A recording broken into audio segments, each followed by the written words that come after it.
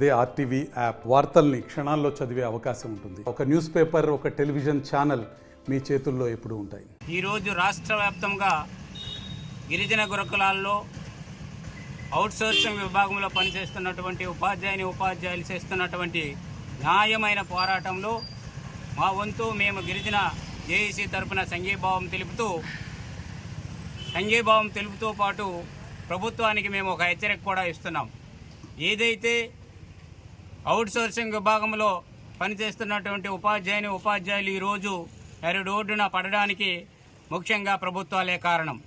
ఎందుకంటే ఆ రోజు వారు పనిచేస్తున్న కాలంలో మీరు పనికి తగ్గ వేతనం ఇస్తామని చెప్పేసి మీకు ఉద్యోగ భద్రత కల్పిస్తామని ఏ రోజైతే ఆ రోజు వారు విధుల్లోకి జాయిన్ అయ్యారు, అప్పటి నుండి ఇప్పటి వరకు ఎటువంటి జీతాలు పెంచడం కానీ ఉద్యోగ భద్రత కానీ మినహాయింపు లేకుండా చేశారు. కాబట్టి ప్రభుత్వం దీని మీద తక్షణమే స్పందించి ఏదైతే వారు న్యాయమైనటువంటి డిమాండ్లు 3 ప్రధానంగా డిఎస్సీలు వారి యొక్క పోస్టులను మినహాయింపు, తర్వాత ఉద్యోగ భద్రత, సిఆర్టీలుగా కన్వర్ట్ చేయడం అనేది ఏవైతే 3 న్యాయమైన డిమాండ్లు ఉన్నాయో ఆ న్యాయమైన డిమాండ్లను వాళ్ళు సాధించుకునేంత వరకు ఈరోజు మేము గిరిజన జేఏసీగా వారి వెనకాల మేము ఉండి ఎంతటి పోరాటానికైనా సిద్ధంగా ఉంటామని చెప్పేసి వారికి భరోసాని. మా యొక్క ముఖ్యమైన డిమాండ్లు ఏమిటి అంటే మేము ప్రభుత్వానికి తెలియజేసుకుంటాం. ఏమిటి అంటే మావి 3 అయ్యా, అవి ముఖ్యమైన డిమాండ్లు. అది మీకు కష్టం కావచ్చు కానీ అవి మాకు ఎంతో అమూల్యమైనవయ్యా. అవి మా ఉద్యోగ భద్రతని కల్పించడానికి మిమ్మల్ని వేడుకుంటున్నాము. అదే విధంగా మాకు సిఆర్టీగా చేయాలని అడుగుతున్నాము. 10-15 సంవత్సరాల క్రితం నుంచి మా అవుట్సోర్సింగ్ విద్యార్థులందరూ, ఉపాధ్యాయులందరూ కూడా ఇక్కడ ఉన్నాము.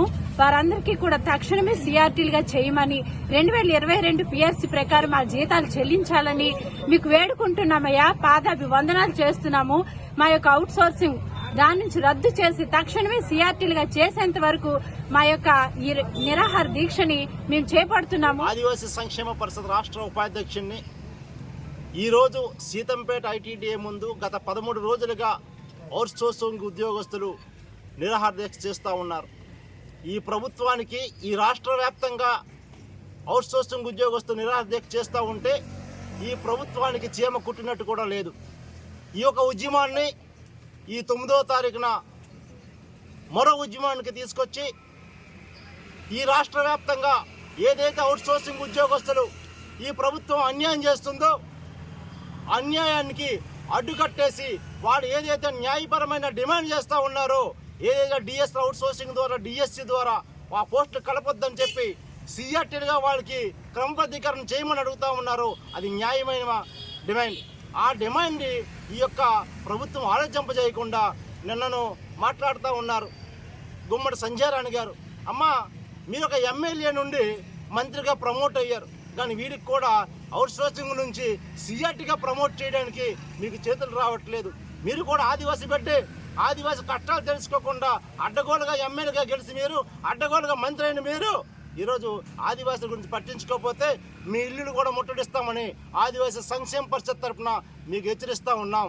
ఆంధ్రప్రదేశ్ రాష్ట్ర వ్యాప్తంగా చూసుకున్నట్లయితే 159 గిరిజన గురుకులాలు ఉంటే ఆ గిరిజన గురుకులాలలో 100కి 90% కూడాను మా అవుట్సోర్సింగ్ ఉపాధ్యాయులు పనిచేస్తున్నారు సార్. ఈ అవుట్సోర్సింగ్ ఉపాధ్యాయులు లేకుండా నేడు గిరిజన గురుకులాలు నడవటం లేదని నమ్మకంగా చెప్పవచ్చు సార్. అయితే గురుకుల విద్యా వ్యవస్థలు చూసుకుంటే నేడు బీసీ వెల్ఫేర్స్ అని, ఎస్టీ వెల్ఫేర్స్ అని, మినీ గురుకులాలని ఇన్ని గురుకులాలు ఉండగా కేవలం మా గిరిజన గురుకులాల్లో మాత్రమే అవుట్సోర్సింగ్ విద్యా వ్యవస్థ అనేది ఏర్పాటు చేయడం జరిగింది సార్. దాని వలన మా ఉద్యోగాలకు భద్రత లేకుండా చేశారు సార్. 2008వ సంవత్సరంలో గెస్ట్ టీచర్స్ గా రిక్రూట్ చేశారు. దాని తర్వాత 2012వ సంవత్సరంలో అదే గెస్ట్ టీచర్స్ ని పార్ట్ టైం టీచర్స్ గా మార్పు చేయడం జరిగింది. తర్వాత 2017వ సంవత్సరంలో అదే పార్ట్ టైం టీచర్స్ ని అవుట్సోర్సింగ్ పద్ధతిలోకి మార్పు చేయడం జరిగింది సార్. అప్పటి నుంచి 2010 పిఆర్సీ ప్రకారం మాత్రమే మాకు జీతాలని చెల్లిస్తూ ఉన్నారు. నాటి నుంచి నేటి వరకు కూడాను 2010 పిఆర్సీ ప్రకారం జీతాలు మాత్రమే మాకు చెల్లిస్తూ ఉన్నారు సార్. మా పని వేళలు చూసుకున్నట్లయితే సార్, మేము ఉదయం 5 గంటలకు మొదలుకొని రాత్రి 9-10 గంటల వరకు కూడా పాఠశాలలోనే మా విధులను చేపడుతూ ఉన్నాం సార్. అలాంటి మా జీత భత్యాల విషయాలు చూసుకున్నట్లయితే ఈ రోజున టీజీటీ ఉపాధ్యాయులకు 12,900 రూపాయలు, పీజీటీ ఉపాధ్యాయులకు 14,000 రూపాయలు, జేఎల్స్ కు 15,560 రూపాయలు, పీడీలకు 12,000 రూపాయలు, పీఈటీ, ఆర్ట్, క్రాఫ్ట్ మొదలైన వాళ్ళకి 9,500 రూపాయలు మాత్రమే వేతనాలు చెల్లిస్తున్నారు సార్. మరి నేటి సమాజంలో ప్రతి వస్తువు కూడాను ధరలు పెంచుకుంటూ పోతున్నారు. ఈ ధరలు పెరుగుతున్నటువంటి ఈ సమాజంలో మేము బ్రతకాలంటే మాకు ఇచ్చినటువంటి ఈ జీతాలు ఏమాత్రం సరిపోవు సార్. పవన్ కళ్యాణ్ గారు, మీరు రాష్ట్ర వ్యాప్తంగా ఉన్నటువంటి అన్ని సమస్యల్ని నెరవేరుస్తున్నారు. మరి మా గోడు మీకు వినిపించడం లేదా అయ్యా? నా సమస్యలు మీకు తెలియడం లేదా? నేడు రాష్ట్ర వ్యాప్తంగా ఎవ్వరికీ జరగనటువంటి అన్యాయం నేడు గిరిజన గురుకులాల్లో జరుగుతుంది.